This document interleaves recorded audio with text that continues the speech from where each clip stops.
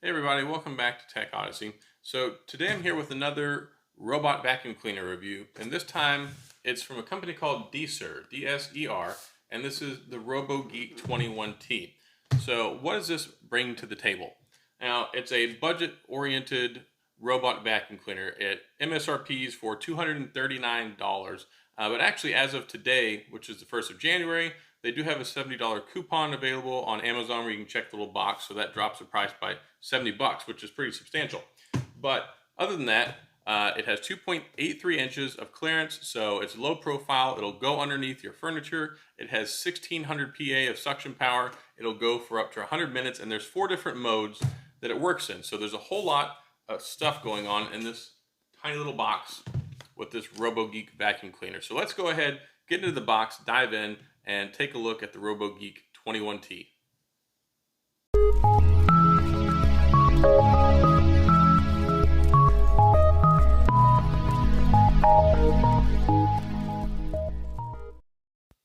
All right, so here we are with the DSER Robogeek 21T. Now, before I get into this, I do want to say that this was sent out as a review unit. This is not sponsored. I'm not being compensated for this in any way, and they're not getting to see this before you are. So now that that's done, there are some nice features on here. On the box, it talks about 4 different cleaning features: ultra low noise, smart charging, so it goes back to the home charging station on its own, and it has the Boost Gen technology for the increased suction power up to 1600 PA, which is pretty nice, especially for a low profile slim robot vacuum cleaner like this. We're talking about 2.83 inches of overall clearance height. So here's just some stuff on the insert that talks about things to do before you clean. Of course, make sure you start with as clean a surface as possible. I mean, of course, dirt and debris and things like that are understandable. But if there's toys, you got the kids, little cars sitting on the ground, the little toy dinosaur, it's not going to be able to clean properly if it's bumping into all the stuff that's all over the floor. So make sure you pick up the floor before you start cleaning so you can get the best cleaning experience. Now here we are with the Robogeek 21T. So it looks pretty nice. It's shiny. It's got these little foam inserts that go along the sides for the little bumper sensor, and then the additional sticker which you need to remove so you can start vacuuming and turn it on, all that cool stuff. But on top, you've got the power button there. Then you also have the return to base button. So what that does, if you press that, it will automatically go and return back to the charging base. On the bottom, you can see the power button there. You've got the little spool with the brush on it, the waste bin, and then some of the other sensors and stuff. And we'll look closer at those here in a minute. So it also comes with the cleaning tool. This cleaning tool is very versatile. It's got the brush. It's got that little notch right there, so you can cut things that get tied up inside of the bristles, and then the other tool on the end to help clean that out as well. And that's very, very helpful with cleaning off the cleaning brush, just because it does pick up stuff. Dog hair, strings, human hair, whatever happens to be on the carpet sometimes can get wrapped around it. So you've got some little bands there to tie up some loose cords that you have laying around. Here's the remote control. The remote control has an LCD readout screen on it. In addition to that, it shows the time, and then you have access to all the different modes, plus the manual controls so you can drive it around yourself if you need to. And then there's a little notch on the back for your finger, which is just for comfort. And it comes with the battery, so that's super nice as well. They don't leave you hanging out in the wind. All right, so moving on, we have the charging base here along with the adapter that you plug into it. Whenever you put this down so you can set it up, make sure you have it up against like the baseboard or the wall against a flat surface. Don't leave a gap in between it. You want to make sure that it's flush and touching whatever surface you have up against it. And then also you want to make sure you have 3 feet of clearance on either side. What this does is it allows the sensor to work properly so that the vacuum cleaner can return to base and dock on itself so that it can start charging when it needs to recharge. It also comes with an extra air filter, which you can use. And then you also have these 3M stickers. These work in conjunction with the magnetic boundary strips. Now, these boundary strips are really good for this vacuum cleaner because it kind of bounces around all over the place. It is one of the older style ones where it basically plays room pinball. So it'll bounce off of things and go in different directions. It doesn't map, it doesn't scan.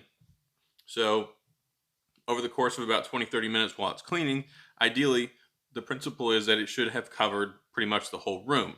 Well, It's very easy for them to get stuck in nooks and crannies to run off into other rooms. So if you can set up those boundary strips, that's what helps you set up a nice, clean, delineated area so it knows exactly where it's supposed to clean. So that's very helpful. And it comes with 4 bristles. You use 2 on the vacuum cleaner, which I'm going to go ahead and install those here.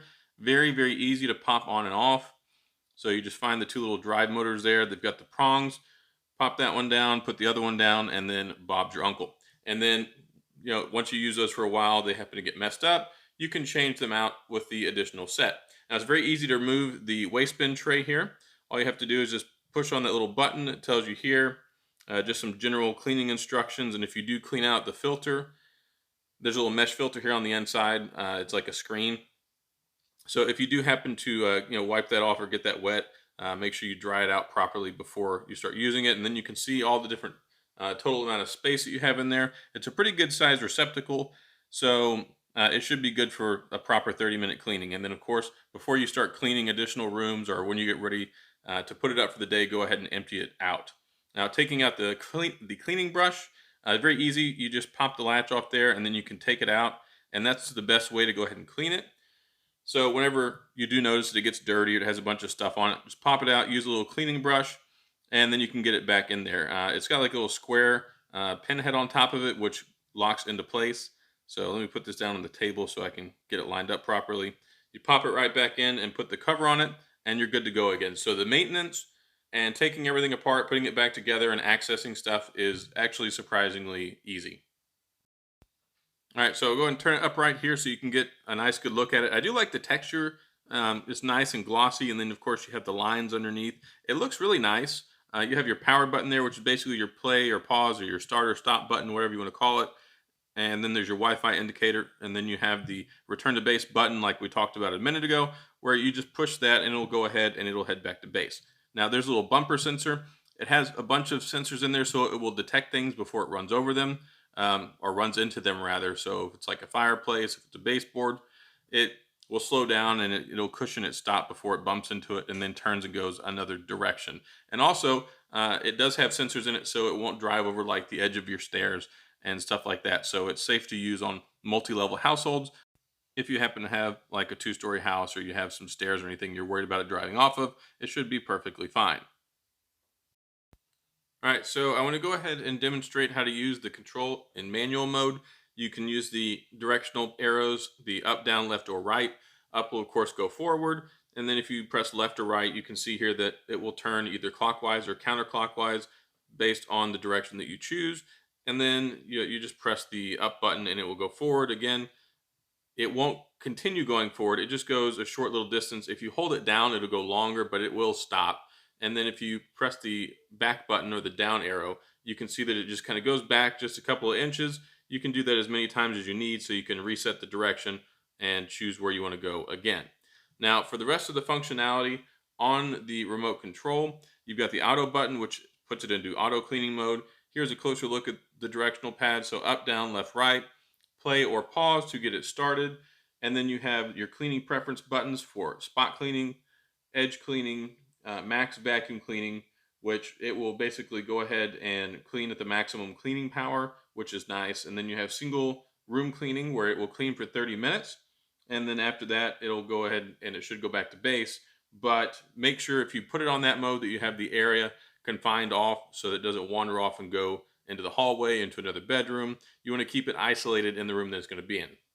Now, here's an example of the spot cleaning mode. You go ahead and put it where you want. If you've got a problematic or a trouble area, there's a mess, like some cereal, something on the ground, you can put it there. What it does, it will start in the center and it'll go out up to 3 feet as it does this circle, and it gets bigger and bigger, and then it kind of goes back in on itself again, so you can go over any areas it may have missed in the original circle as it travels outward.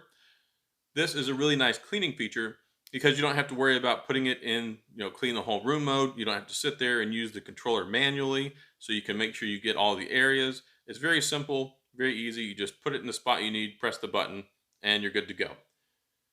Now, edge cleaning mode is also nice. So what it will do, it will turn to the right and it will find the closest edge. And then once it finds the edge, it'll scoot along the edge like you can see here. It'll just kind of inch itself forward and then kind of turn into the side a little bit so it can keep hitting the edge and follow it all the way around. So this is nice to use in conjunction with maybe single cleaning mode, or if you just want to put it like in the kitchen to clean the floor for the baseboards. It's just a nice way to try and get everything around the edge of the room and get it cleaned up. Now I went ahead and this time I hit the max vacuum cleaning mode.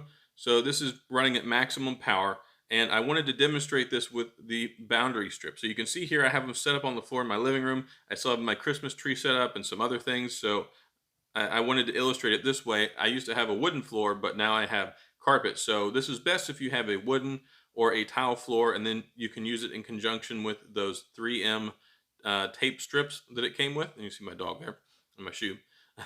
But you can just set them down on the ground like this too, which is nice. And you can even cut them into smaller sections. So if you just want a small area for like a doorway, or to keep it from going over some power cords, if you keep those in the same spot all the time, it works out really, really well. And as you can see, whenever the robot vacuum cleaner approaches it, then it'll get there and it will stop, it'll hit it, and it'll turn and go another direction so it can continue cleaning. So they work really, really well in conjunction with this unit, and you can maximize the efficiency on it by cleverly placing them in areas that you want to keep the Robogeek from going into, so you can get the room cleaned better. All right, so here I left the sound on so you can hear how quiet it is. It does operate at 58 decibels, which is pretty low, and it does have two different noise volumes basically, because if you adjust the fan speed on it for max mode, it does get louder. So here it is. You can see both, or how loud that it gets if you were curious about that. All right, so what I did here, I wanted to do a cleaning demonstration. So I've got pretty thick carpet. I got some made coffee creamer and sprinkled that on the carpet. And then I got these off-brand Lucky Charms of my kids and kind of crushed those into the carpet a little bit. And I'm going to go ahead and demonstrate the spot cleaning mode here, so you can see what it looks like and how well it actually works. Now, when it gets done, there's only two pieces of the cereal that it didn't get, because the little bristle brush on it knocked it off to the side, so it knocked it out of the way and didn't get it. But overall, it did a really good job cleaning the floor, and it got all of the coffee creamer up, so I was really impressed with that. Now, you also have app functionality. You can set it up, connect it to Wi-Fi. Of course, it will only connect to a 2.4 gigahertz network. It will not work with the 5 gigahertz network. So if you have a 5 gigahertz router, this won't work for you. But you can go in there. It's got firmware updates, and you can access most of the features that you have available from the controller. Now, it doesn't, you can't set schedules with the app, which I think is odd, but you can do it with the remote. The remote, you can set a timer on there for setting a schedule, but it's only going to clean in the last mode that you use. So I really don't find it all that useful, but it is there. And you can see here the manual controls. You have all the different buttons that are available to you, other than the schedule timer from the regular controller. So everything's here, and then you can just press the home button to go back, and then there's auto for auto clean. So it's nice, gives you the status, tells you how much battery and clean time and all that good stuff. It's very easy to set up. I did find, I've tested out several RoboVacs in the past that work with the wireless network setup. They can be a little bit of a pain in the rear sometimes, but this one, very simple and easy. It's already in pairing mode whenever you turn it on the first time. So all you have to do is follow these directions once you get the app, and you can get it connected and set up in no time. It also has Alexa support, so you can do voice commands with Alexa.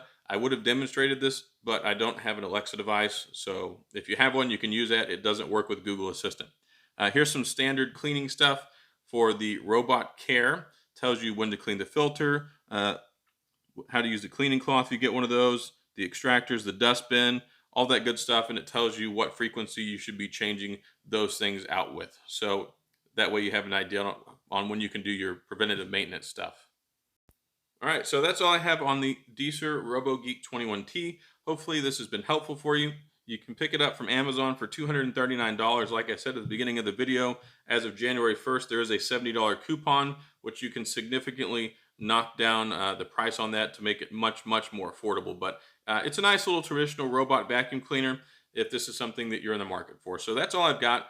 If you have any questions or comments, please feel free to leave them down in the comment section. I'll get back with you.